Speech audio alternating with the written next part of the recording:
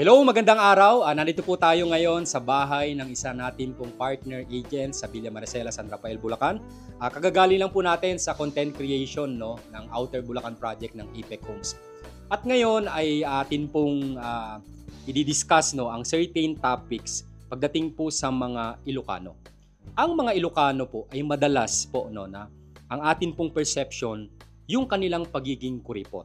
At ako bilang isang Ilocano din by blood at magbibigay din po ako ng certain idea kung bakit ba kuripot ang Ilocano. At atin pong tatanungin ang ating mga kasamahan, Ilocano man or hindi Ilocano, kung ano ba yung idea nila. Kung bakit kaya madalas ay ang ating perception sa mga Ilocano ay kuripot. At kung kayo po ay nanonood right now, Ilocano man or hindi, pwede po kayong mag-comment sa video na to kung ano ba ang pananaw ninyo sa pagiging kuripot ng mga Ilocano. Tara, simulan po natin ang atin pong interview sa atin pong mga kasamahan. So, una po natin ay si Mario. Mario, ikaw ba ay Ilocano or hindi? Ilocano. Anong idea mo sa pagiging kuripot daw ng mga Ilocano na kagaya natin? Sa tingin ko, hindi naman, actually, yung nagsasabi siguro na kuripot ang Ilocano ay hindi Ilocano. Okay? Kasi kaming mga Ilocano ay actually, hindi naman kami kuripot, di ba? Agree kayo dyan, di ba? Agree kayo dyan. Yan. Yes. Hindi kuripot ang Ilocano, kundi pinapahalagahan lang nila yung bawat sentimo siguro na meron sila. Kasi pinaghirapan nila yon. Kasi alam naman natin ng mga Ilocano ay hard workers yung mga yan. So, yun. Hindi ako umiyak. Hindi ako umiyak. Okay. Na-explain ko lang. So, hard worker. Kaya pinapahalagahan yung bawat sentimo, yung pera. Kaya siguro, hindi na lang ganun basta-basta kung gastusin o waldasin. So, yun ang aking pananaw patungkol sa topic na yan. Okay, so tanungin naman natin, sino ang susunod natin dito? It's ang ating lady broker. Of course, syempre, ikaw ay, lady broker ay Ilocano? Hindi. Pure Ifugao. Pero marunong mag-Ilocano? Yes, marunong mag-Ilocano. Okay, so Ilocano, Ifugao, in short, Ikaw, anong pananaw mo doon na madalas ang mga Ilocano ay, ang perception sa ating mga Ilocano ay kuripot? Sa akin, masinop lang siguro ang mga Ilocano. Kasi nga, bakit sila masinop? Dahil sa trabaho nila, gano'n? O dahil sa hirap ng buhay? O dahil sa hirap ng buhay. Siyempre, kung ang isang tao galing sa mahirap na buhay, nagiging masinop sila sa pera nila. Talaga kuripot ang mga Ilocano, masinop lang talaga. Masinop sa pera. Alright, so dito naman tayo kay Cheryl Base. Ilocano or hindi? Hindi po, purong Tagalog, sir. Dahil hindi ka Ilocano, move na tayo dito. Hindi pala. Okay, so kunan natin ang idea. Ikaw bilang isang Tagalog, purong Tagalog.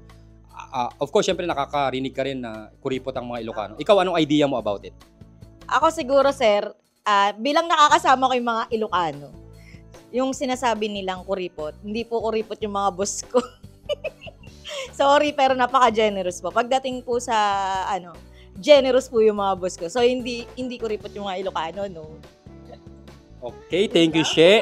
Dito naman tayo sa aking sister. Of course, syempre, Ilocano siya. Ikaw, anong masasabi mo pagdating sa perception na kuripot daw ang mga Ilocano? Hindi ako iiyak. Ayan. Okay, katulad nung sinabi ni Ate Jen, masinop ang mga Ilocano. So hindi naman talaga iiyak.